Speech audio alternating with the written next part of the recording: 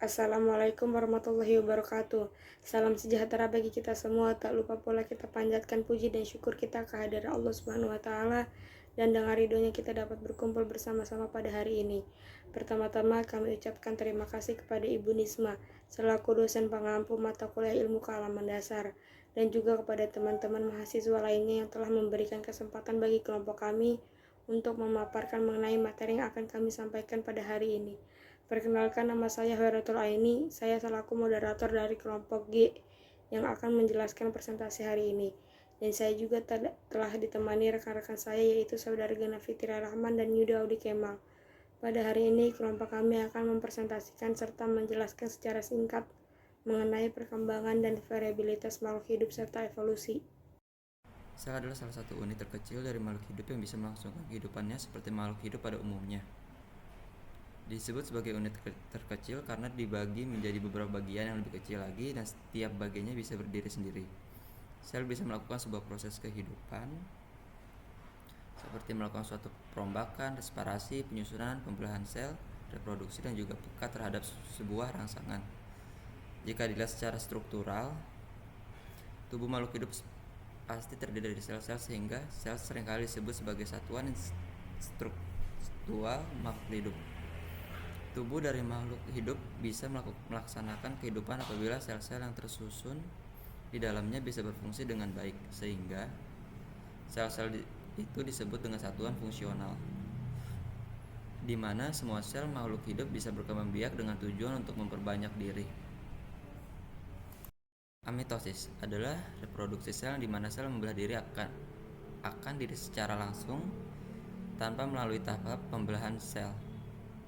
Yang kedua, mitosis adalah tipe pembelahan sel yang menghasilkan dua sel anakan. Sel anak ini memiliki karakter identik secara genetik dengan sel induk.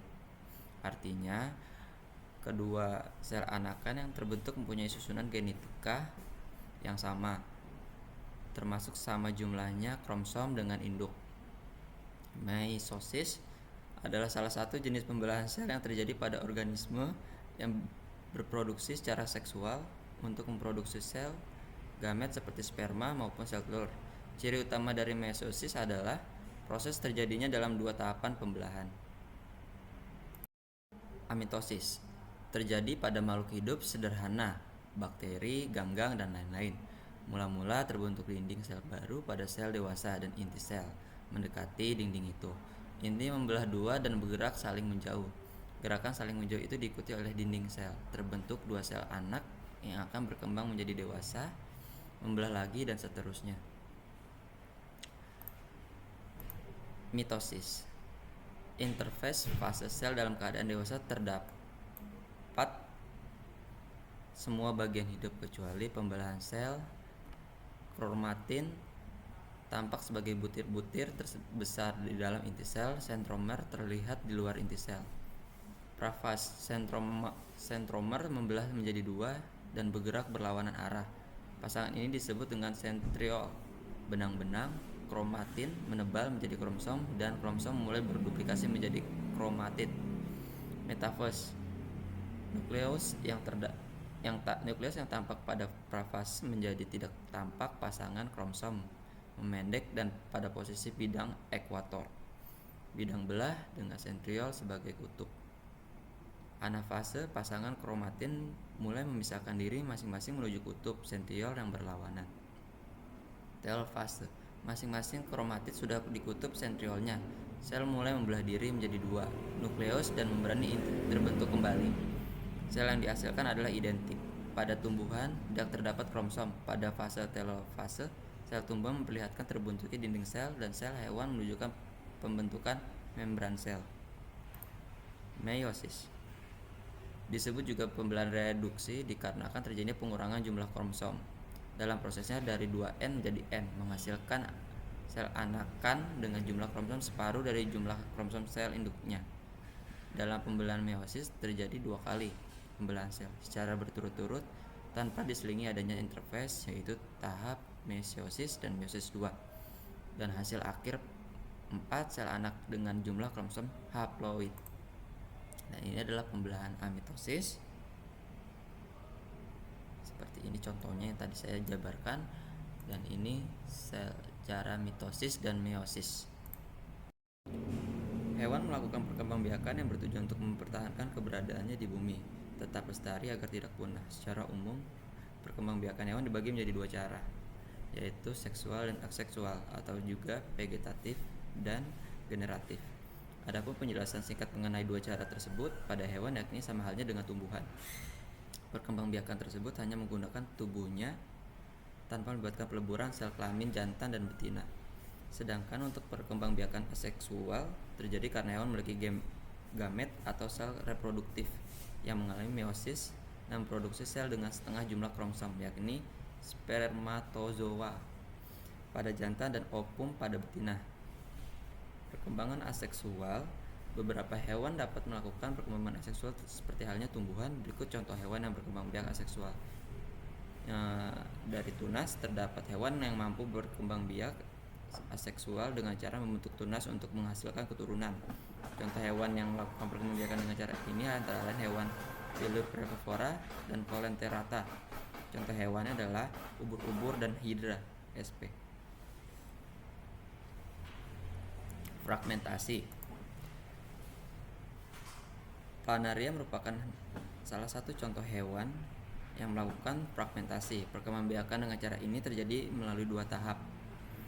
Tahap pertama adalah fragmentasi yang pematahan atau pemotongan tubuh induk menjadi dua bagian atau lebih. Selanjutnya terjadi tahap regenerasi, yaitu setiap pemotongan tubuh induk tersebut membentuk bagian tubuh yang lain. Tidak ada bagian tersebut. Pada akhirnya, setiap potongan tubuh tersebut akan membentuk individu baru dengan bagian tubuh yang lengkap seperti induknya.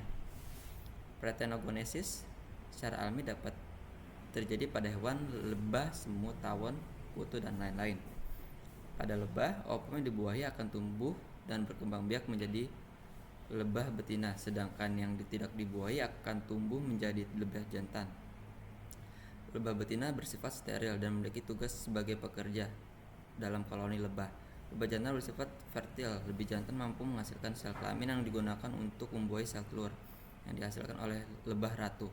Lebah ratu merupakan yang menghasilkan sel-sel telur yang menjadikan lebah betina dan lebah jantan. Perkembangan seksual. Perkembangbiakan seksual terjadi melalui proses perkawinan antara hewan jantan dan betina.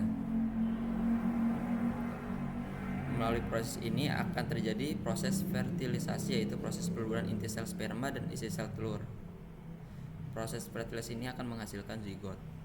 Selanjutnya, zigot akan berkembang menjadi embrio atau calon anak, dan pada tahap selanjutnya embrio akan berkembang menjadi individu baru. Proses fertilisasi dapat terjadi melalui dua cara, yaitu internal dan eksternal. Fertilisasi internal adalah terjadi apabila proses peluruan antara inti sel telur dan inti sel sperma terjadi di dalam tubuh induk betina. Contohnya hewan fertilisasi secara internal adalah sapi, ayam, kura-kura, dan buaya. Sedangkan fertilisasi eksternal adalah peleburan antara sel telur dan sel sperma terjadi di luar tubuh induk betina. Fertilisasi dengan cara ini biasanya terjadi pada hewan hidupnya di lingkungan perairan, misalnya ikan. Contohnya adalah hiu. Berdasarkan cara perkembangbiakan dan kelahiran embrionya, hewan yang berkembangbiak secara seksual dibagi menjadi 3 jenis, yaitu vivipar, melahirkan, ovipar, bertelur. Hewan ovipar melahirkan dan bertelur. Sekian penjelasan dari saya lanjutkan ke moderator. Terima kasih. Awal mula kehidupan di bumi ini hanyalah sebatas planet yang kosong, dan lama-kelamaan dunia ini penuh dengan makhluk-makhluk yang menempati bumi ini. Dan asal-usul dari kehidupan di bumi ini terbagi 6 teori, yaitu yang pertama, teori abiogenesis. Teori abiogenesis bisa juga disebut generatio spontanea, yang menerangkan bahwa makhluk hidup berasal dari benda mati. Tokoh yang mendukung teori ini adalah Aristoteles dan Antonio van Leeuwenhoek. Contohnya, ikan dan katak berasal dari lumpur, cacing berasal dari tanah, lalat berasal dari belatung, dan belatung berasal dari daging yang busuk, serta kuman berasal dari makanan yang basi. Ada pula percobaan dari Lazzaro Sapalanzi. Tujuannya untuk membuktikan bahwa kuman tidak tumbuh dari kaldu daging yang steril. Percobaannya digunakan 2 kelompok labu. Kelompok 1 berisi cairan kaldu daging yang dipanaskan dan dibiarkan terbuka, seperti gambar yang paling atas. Dan pada kelompok 2 dipanaskan dan ditutup rapat. Hasilnya, kelompok 1 kaldu berubah keruh yang menandakan adanya kuman. Sedangkan kelompok 2 kaldu tampak jernih yang menandakan tidak ada kuman. Jadi kesimpulan dari percobaan Lazzaro Spallanzani yaitu kaldu keruh karena tidak steril yang disebabkan oleh pertumbuhan kuman yang terbawa oleh udara. Percobaan dari Louis Pasteur 1822 sampai dengan 1895. Pada percobaan Pasteur yang menggunakan kaldu labu berpipa bentuk leher angsa.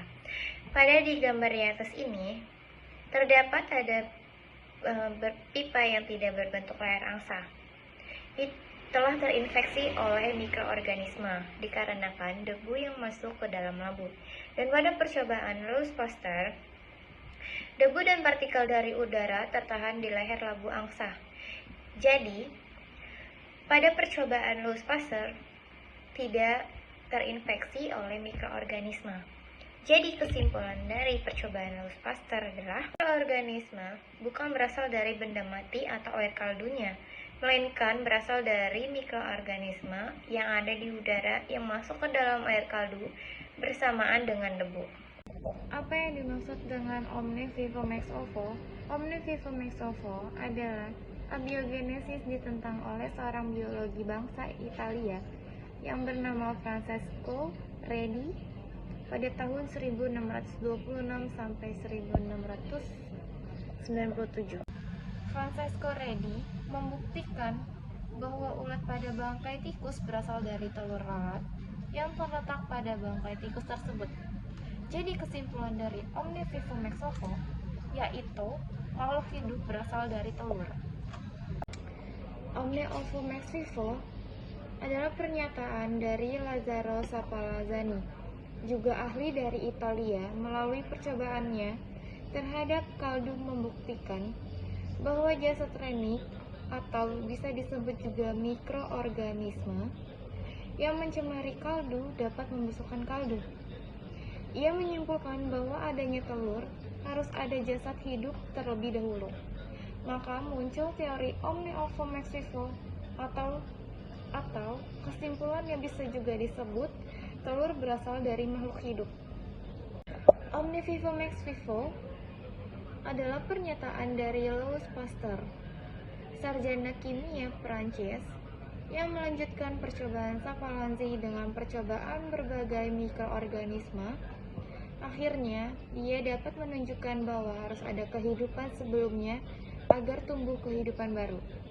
Teori ini disebut omne vivo ex vivo, yang disebut juga teori biogenesis dengan konsep dasar bahwa kehidupan itu berasal dari kehidupan juga. Dengan teori ini, teori abiogenesis ditinggalkan orang. Sebenarnya teori ini belum menunjukkan asal mula kehidupan, tetapi merupakan perkembangan. Jadi kesimpulan dari omne vivo ex vivo yaitu makhluk hidup berasal dari makhluk hidup. Kita masuk ke teori evolusi kimia yang menjelaskan bagaimana proses bentuknya makhluk hidup yang pertama kali di muka bumi. Tokoh yang mengembangkan teori ini adalah Alexander Oparin, Haldane, Stanley Miller, dan Harold Urey. Hipotesis tentang evolusi kimia tersebut mendapat dukungan oleh Stanley. Dia membuat percobaan dengan menyalakan bunga api listrik di dalam tabung yang berisi aromania, mentana, air, dan hidrogen. Kemudian bahan di dalam tabung dianalisis dan diperoleh senyawa asam amino yang diduga merupakan bahan dasar kehidupan. Dapat disimpulkan bahwa senyawa organik yang ada di atmosfer mengalami perubahan sedikit demi sedikit, membentuk senyawa organik. Senyawa organik itulah yang merupakan komponen dasar makhluk hidup. Dan ini adalah contoh percobaan dari Stanley Miller. Stanley Miller pada tahun 1952 sampai dengan 1953 melakukan sebuah eksperimen sangat terkenal dan sangat penting yang disebut Stanley Urey eksperimen. Dalam eksperimen tersebut, sejumlah asam amino, bahan dasar protein sel kehidupan, dihasilkan dari reaksi antara air, metana, amoniak, dan hidrogen dengan bantuan air. Kita masuk ke teori kosmozoik atau bisa juga disebut teori kosmozoan yang menyatakan bahwa asal mula makhluk hidup berasal dari spora kehidupan yang berasal dari luar angkasa. Keadaan planet di luar angkasa diliputi oleh kondisi kekeringan, suhu yang sangat dingin, serta adanya radiasi yang mematikan sehingga tidak memungkinkan kehidupan dapat bertahan.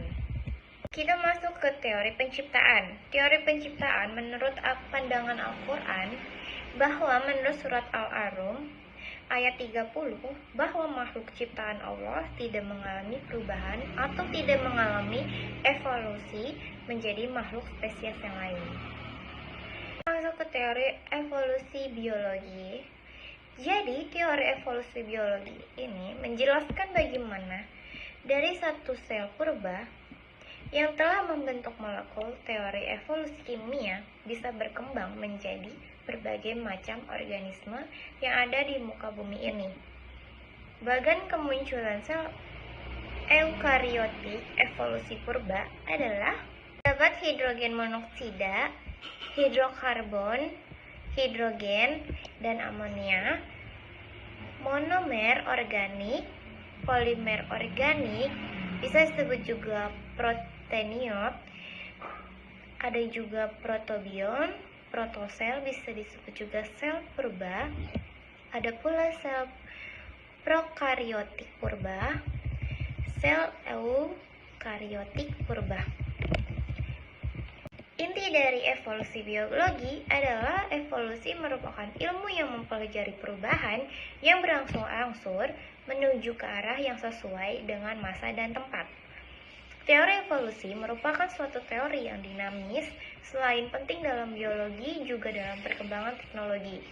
Teori evolusi biologis mengemukakan bahwa makhluk hidup merupakan hasil perkembangan evolusi dari makhluk hidup yang berbentuk lebih sederhana, secara perlahan-lahan berkembang menjadi berbagai spesies organisme.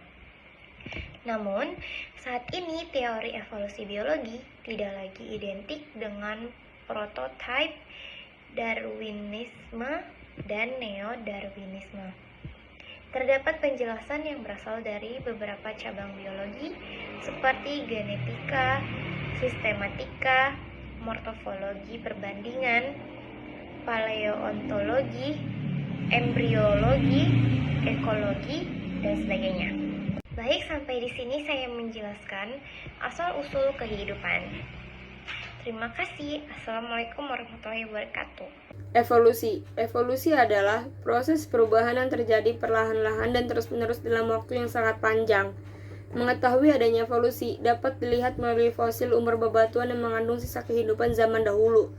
Makhluk sederhana terdapat di bebatuan yang lebih tua membandingkan anatomi tubuh makhluk hidup. Adapun petunjuk evolusi. Yang pertama, fosil. Laju erosi, laju sedimentasi, kandungan garam dan radioaktif. Yang kedua ada homologi. Dua organ tubuh yang secara asal embrionya sama tetapi fungsi dan bentuknya berbeda. Seperti alat gerak manusia, burung, dan penguin. Yang ketiga, analogi. Dua organ tubuh fungsi yang sama, bentuknya berbeda seperti sayap kupu-kupu, burung, dan kelelawar. Yang keempat ada embriologi perbandingan, yaitu vertebrata sama. Yang kelima ada ontogeny, perkembangan dari zigot hingga dewasa. Yang keenam ada konvergensi, jalur evolusi berbeda tetapi ciri yang sama. Yang ketujuh ada divergensi, terbentuknya bermacam-macam individu dari satu spesies. Yang kedelapan spesiesasi, yaitu spesies baru. Yang kesembilan ada petunjuk dari alat tubuh yang tersisa atau vestigal. Struktur vestigal antara lain, yaitu umbai cacing, tulang ekor, dan buah dada pada pria. Sisa-sisa kaki pada ular, sisa sayap pada burung yang tidak berfungsi untuk terbang seperti burung penguin, kasuari, dan burung onta.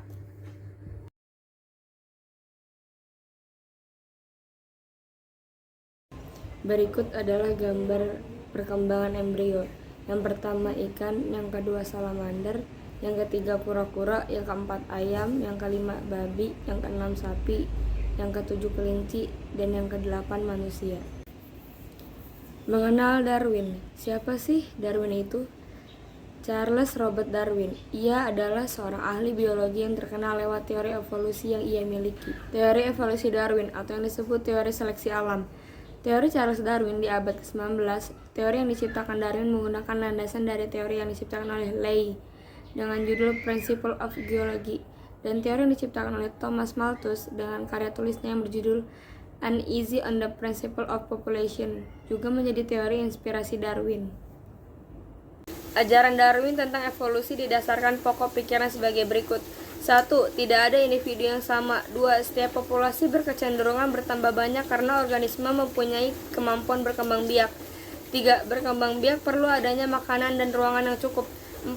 Bahwa bertambahnya populasi tidak berlangsung terus-menerus, yang dianggap mengilhami teori evolusi Darwin. 1. Perjalanan ke Pulau Galapagos. 2. Menemukan 14 spesies burung finch yang berbeda ukuran dan bentuk paruh. Spesies burung tersebut berasal dari satu keturunan burung finch yang hidup di Amerika Selatan. 3. Burung tersebut mengadakan migrasi ke Kepulauan Galapagos dan menemukan lingkungan baru. Berikut adalah contoh-contoh burung di Kepulauan Galapagos. Sebelah kiri atas ada kura-kura di Kepulauan Galapagos, sebelah kanan atas ada burung finch di Kepulauan Galapagos, dan bawah adalah iguana laut di Kepulauan Galapagos. Sejarah perkembangan makhluk hidup. Makhluk hidup yang pertama adalah makhluk-makhluk kecil. Jenisnya adalah mikroorganisme. Seperti protozoa diyakini sebagai awal dari kehidupan yang ada seperti sekarang. Para ahli membaginya menjadi 4 babak perkembangan, yaitu zaman Azoikum, zaman Akreozoikum, dan zaman Proterozoikum. Zaman Azoikum atau zaman tertua. Zaman ini berlangsung kurang lebih 2.500 juta tahun. Bumi masih merupakan bola gas sangat panas yang berputar pada porosnya. Bisa kalian lihat pada gambar di samping, merupakan bola gas yang sangat panas. Zaman Arkeozoikum atau zaman Arkean. Zaman Arkean, awal pembentukan batuan kerak bumi yang mulai berkembang menjadi prokontinen. Dasarnya semua sedimen baru dijumpai batuan yang tidak mengandung fosil. Masa ini kemudian dikenal sebagai Azoikum. Di lapisan atasnya terbentuk batuan yang mengandung sisa kehidupan yang masih sederhana, berupa tumbuhan tingkat rendah yang menghasilkan gamping. Bisa kalian lihat pada gambar di samping, itu adalah zaman Arkeozoikum atau disebut zaman Arkean. Zaman Proterozoikum terjadi sekitar 2, miliar sampai 250 juta tahun lalu, memiliki arti sebagai masa kehidupan awal. Pada masa ini, kehidupan mulai berkembang karena keadaan iklim sudah mulai stabil, mulai berkembang dari organisme bersel tunggal menjadi organisme bersel banyak yang bernama Eukaryotes dan Prokaryotes. Eukaryotes inilah yang akan menjadi tumbuhan dan Prokaryotes akan menjadi binatang. Menjelang akhir dari masa ini, muncullah ubur-ubur, cacing, dan koral yang muncul di laut dangkal yang bukti fosilnya dijumpai sebagai fosil sejati pertama. Bisa kalian lihat pada gambar di samping, itu adalah zaman Proterozoikum. Teori evolusi pada jerapah. Yang pertama ada lamak. Evolusi disebabkan karena adanya adaptasi. Leher jerapah pendek menjadi panjang. Yang kedua ada Darwin. Evolusi disebabkan oleh seleksi alam. Karena seleksi alam, leher pendek jerapah pada punah. Yang ketiga ada Weismann. Evolusi adalah masalah genetika. Evolusi adalah seleksi alam terhadap faktor genetika. Yang keempat ada De Vries, yaitu evolusi disebabkan mutasi gen. Berikut adalah contoh gambar dari evolusi Lamarck dan evolusi Darwin. Benda hidup dan benda tidak hidup. Ada bermacam-macam benda yang terdapat di lingkungan sekitar, mulai dari benda hidup dan benda tidak hidup. Benda hidup merupakan sebutan lain dari makhluk hidup. Di dunia ini dikenal 3 jenis makhluk hidup, yaitu manusia, hewan, dan juga tumbuhan. Ciri-ciri benda hidup atau makhluk hidup. Yang pertama bernapas, yang kedua membutuhkan makanan, yang ketiga bergerak, yang keempat berkembang biak, dan yang kelima tumbuh. Benda mati dan cirinya. Benda mati, substansi yang tidak menjalankan proses kehidupan. Benda mati memiliki ciri-ciri tidak memerlukan makanan, tidak bernapas, tidak bergerak, tidak tumbuh, dan tidak berkembang biak. Keberadaan benda mati sangat penting, karena benda tak hidup dimanfaatkan oleh makhluk hidup untuk memenuhi kebutuhan sehari-harinya. Benda tak hidup bisa muncul secara alami atau dibuat oleh manusia. Benda tak hidup yang terbentuk secara alami yaitu batu, tanah, air, dan tambang. Benda tak hidup yang diciptakan oleh manusia contohnya seperti kendaraan, pakaian, perabotan, dan peralatan elektronik. Sekian presentasi dari kelompok kami. Apabila dalam penyampaian kami ada kekurangan, mohon dibukakan pintu maaf sebesar-besarnya. Sekian dari kelompok kami. Wabillahi taufiq wa hidayah. Wassalamualaikum warahmatullahi wabarakatuh.